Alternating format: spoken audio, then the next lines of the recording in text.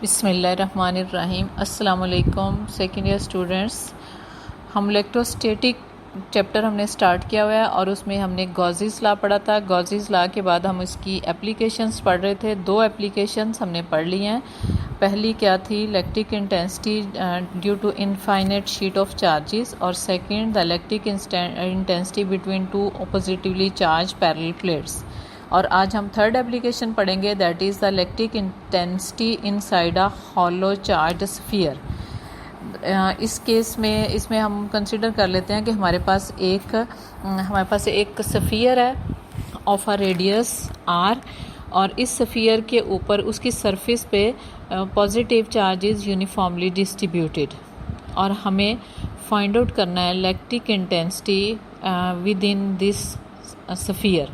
तो उसके लिए हम गॉसेस लॉ अप्लाई करेंगे, और आपको पता है गॉसेस लॉ के लिए कंडीशन क्या है, सरफेस शुड बी क्लोज्ड। तो हम क्लोज्ड सरफेस को इमेजिन करने के लिए हम एक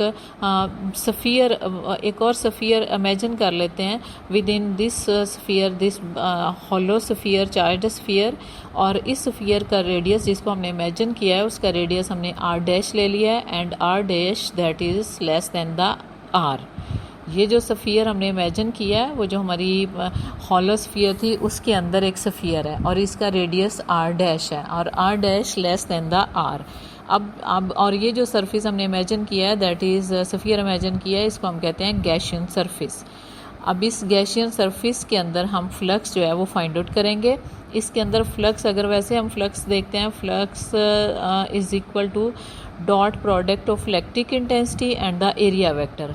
तो flux within this Gaussian surface that is equal to E dot A, और यहाँ पे ई और A they are parallel to each other, तो angle between them is 0, so that phi is equal to E A.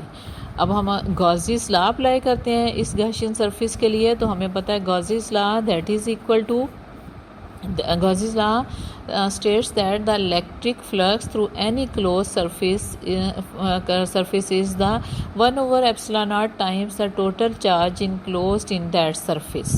Mathematically अगर हम इसको लिखेंगे तो आप लिखेंगे phi that is equal to q over epsilon naught, where q that is the charge enclosed by that surface, and epsilon naught that is the relativity that is the permittivity of free space.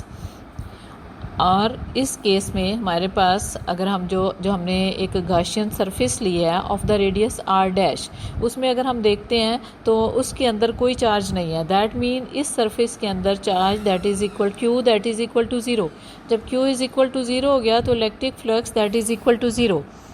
अब electric flux is equal to 0 हमने कर दिया, और पहले हमने ऊपर एक equation जब हमने in terms of electric intensity इसको देखा था, तो flux that is equal to E A, तो that mean E A that is equal to 0।